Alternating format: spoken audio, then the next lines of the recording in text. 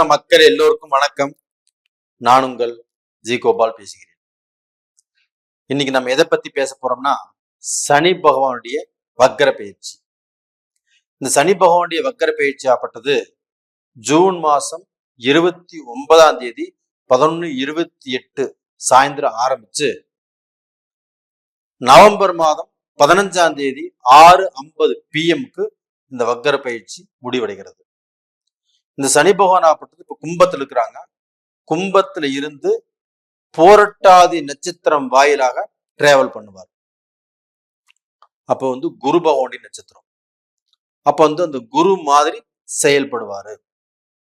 அப்ப இந்த பலனாகப்பட்டது தனுசு ராசிக்காரங்களுக்கு எப்படி இருக்கும் அப்படிங்கிறத பத்தி தான் இந்த பதிவுல நம்ம தெளிவா பார்க்க போறோம். இப்ப தனுசு ராசியை ஆதிக்கம் பண்றவங்க யாருன்னா குரு பகவான் தான். அப்ப இந்த குருவின் ஆதிக்கம் பெற்ற தனுசு ராசிக்காரர்கள் எப்பவுமே ஒருத்தங்க சம்பாதிக்கிறாங்க அப்படின்னு பொறாமப்பட மாட்டாங்க. அடுத்தவங்களை பார்த்து அவங்க நல்லா செல்வாக்கா இருக்கிறாங்க, செல்வந்தரா இருக்கிறாங்க, நாமளும் அந்த நிலைமைக்கு வரணும் அப்படின்னு போட்டி போடுவாங்களோடைய அவங்க மேல என்னைக்கும் பொறாமையே பட மாட்டாங்க. நல்லதை நினைப்பாங்க, கெட்டதுக்கு துணை போக மாட்டாங்க. இப்படி வாழ்றவங்க தான் தனுசு ராசிக்காரங்க. கடவுளே கதின்னு கிடக்கிறவங்க தான் தனுசு ராசிக்காரங்க. அவர்களுக்கு இந்த சனி வக்கர பயிற்சி எப்படி இருக்கும் அப்படின்னு பார்த்தோம்னா, இப்ப 7.5 சனியின் பாதிப்பிலிருந்து தப்பிச்சு தனுசு ராசிக்காரங்கள் வாழ்ந்துட்டு இருக்கிறாங்க. இதுலயுமே ஒரு 50% பேர் இன்னுமே அந்த 7.5 சனியில அவங்க வாங்கின அடி இன்னுமே பார்க்க போனா அந்த பாதிப்பு இன்னும் தீரல. அது இன்னும் எந்திரிக்கவே முடியல. அந்த கஷ்டத்துல இன்னும் மேலவே முடியல.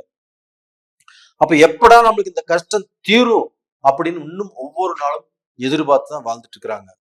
அவர்களுக்கு இந்த சனி வக்கர பயிற்சி ஒரு நல்ல பலனை கொடுக்கும். அப்ப இவங்களுக்கு இப்ப சனி பகவான் 3ஆம் இடத்துல இருந்து நல்லதை செஞ்சுட்டு வந்துட்டு இருந்தாலுமே அந்த சனிவாகப்பட்டது வக்கரமாகி இவங்களுடைய ராசிக்கு 5ஆம் இடத்தை பார்க்குது.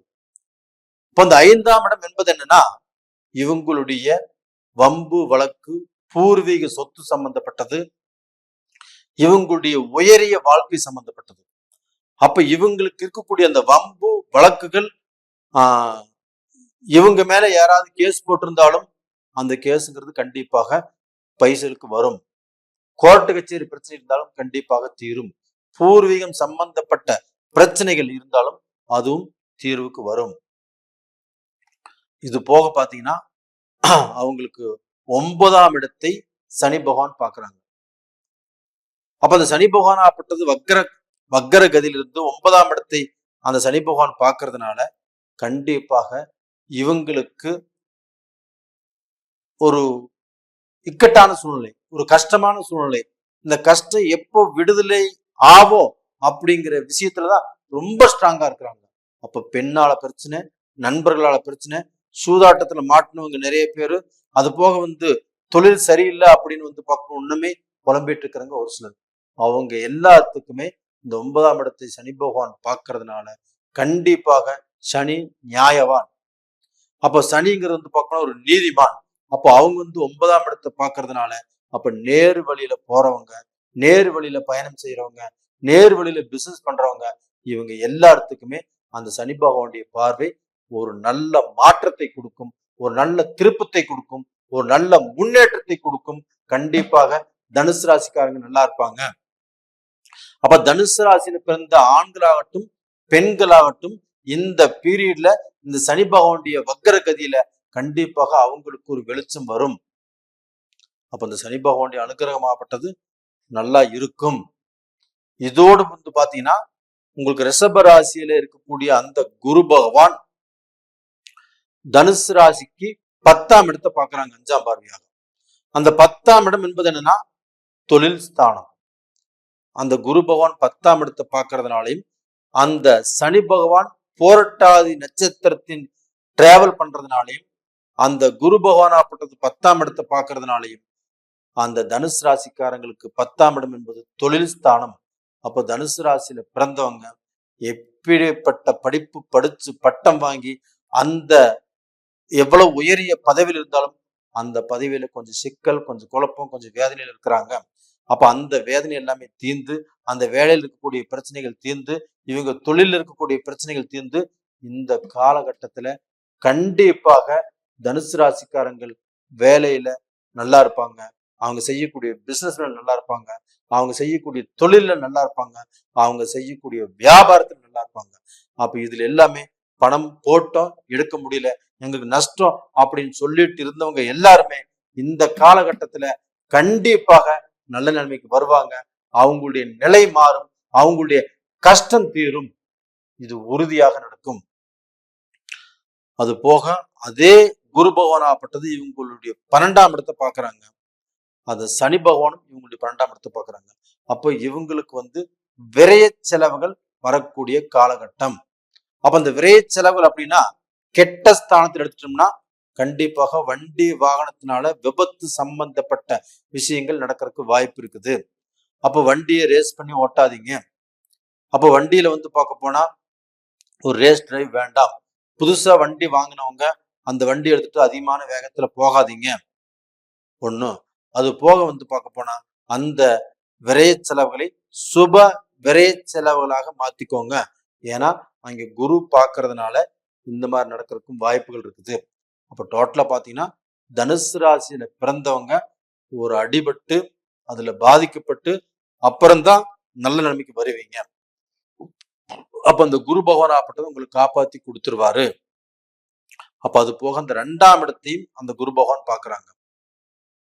அப்ப தனஸ்தானத்தையும் குடும்பஸ்தானத்தையும் அந்த குடும்பஸ்தானத்தையும் தனஸ்தானத்தையும் ஒரு குரு பகவான் ஒரு சுப கிரகம், ஒரு பணத்தை கொடுக்கக்கூடிய கிரகம், ஒரு குடும்பத்தை கொடுக்கக்கூடிய கிரகம், அந்த குரு பகவான் ஆப்பட்ட 2ஆம் இடத்தை பாக்குறதுனால கண்டிப்பாக உங்களுக்கு பணம் வரக்கூடிய வழிகள் நல்லா இருக்கும், குடும்பம் நல்லா இருக்கும், குடும்பத்துல சந்தோஷம் நல்லா இருக்கும், அந்த குடும்ப ரீதியாக இருக்கக்கூடிய பிரச்சனைகள் கண்டிப்பாக தீரும். அப்ப நீங்களும் 4 பேர்த்துக்கு மத்தியில ஒரு நல்ல வாழ்க்கை வாழ போறீங்க. உங்களை யார் யார் எதிர்த்தார்களோ, யார் யார் உங்களை பார்க்க போனா நீங்க வளர மாட்டீங்கன்னு நினைச்சாங்களோ, யார் யார் எல்லாமே நீங்க முடிஞ்சு போக நினைச்சீங்களோ அவங்களுக்கு முன்னால் இந்த பீரியட்ல நீங்கள் தலையெடுத்து நல்ல வாழ்க்கையை வாழ்வதற்குண்டான ஒரு ஆரம்பம் உங்களுக்கு வந்தாச்சு. கண்டிப்பா நல்லா இருப்பீங்க. அப்ப டோட்டலா பாத்தீங்கன்னா தனுசு ராசிக்காரங்களுக்கு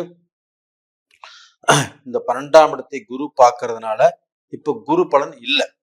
அப்ப தனுசு ராசிக்காரங்களுடைய வாழ்க்கையில அந்த விரயஸ்தானத்தை குரு பகவான் பாக்குறதுனால அந்த குரு பலன் இல்லை.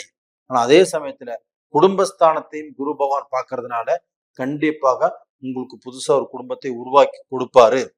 அப்ப டோட்டலா பாத்தீங்கன்னா அந்த விரயங்கள் சுப விரயமாக மாறி உங்க குடும்பத்திலையுமே சுபகாரியங்கள் நடப்பதற்குண்டான வாய்ப்பு இருக்குது. கண்டிப்பாக இது நடக்கும்.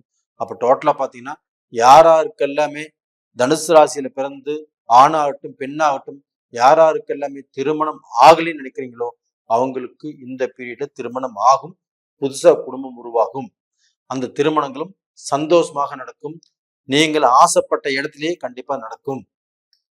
2வது பாத்தீங்கன்னா இந்த பீரியட்ல உங்களுக்கு ஆகாத காரியங்கள் ஜாக்கிரதையாக இருக்க வேண்டிய காலகட்டங்கள் எதுனா நீங்க யாரையுமே நம்பி ஒரு காரியத்துல இறங்க வேண்டாம். நீங்க ஒரு முடிவு எடுக்கிறீங்கன்னா தனுசு ராசிக்காரங்கள் நீங்களே அந்த முடிவு எடுங்க. இல்லைன்னா உங்களுக்குன்னு ஒரு சில குருமார்கள் இருப்பாங்க, அவங்கள வச்சு அந்த முடிவு எடுத்துக்கோங்க. அது போக பாத்தீங்கன்னா நீங்க யாரையும் நம்பி பணத்தை இந்த பீரியட்ல கொடுக்க வேண்டாம். அப்படி கொடுத்தால் உங்களுக்கு சரியான நேரத்துக்கு வராது, அந்த பணத்தாலேயே சிக்கல்கள் உருவாகும். அதே சமயத்துல குடும்ப ரீதியாக ஆண் பெண் இருவரும் நீங்கள் பேசக்கூடிய பேச்சு ஒருத்தர் மனசார நம்பி நல்லா வாழுங்க. நீங்க பேசக்கூடிய பேச்சுல கொஞ்சம் கவனமாக இருங்க. அப்ப நேயர்களே கண்டிப்பா நல்லா இருப்பீங்க. தனுசு ராசிக்காரங்களே கண்டிப்பாக உங்க வாழ்க்கையில் இது அற்புதமான ஒரு நேரம், நல்லா இருப்பீங்க. நேயர்களே நீங்க இந்த பதிவு உங்களுக்கு பிடிச்சிருக்குன்னு நினைக்கிறேன். பிடிச்சிருந்தா லைக் பண்ணுங்க, சப்ஸ்கிரைப் பண்ணுங்க, ஆல் அப்படிங்கிற பெல் பட்டனை பிரஸ் பண்ணிக்கோங்க. நேயர்களே உங்களிடமிருந்து விடைபெறுவது உங்களின் ஜி கோபால். நன்றி, வணக்கம்.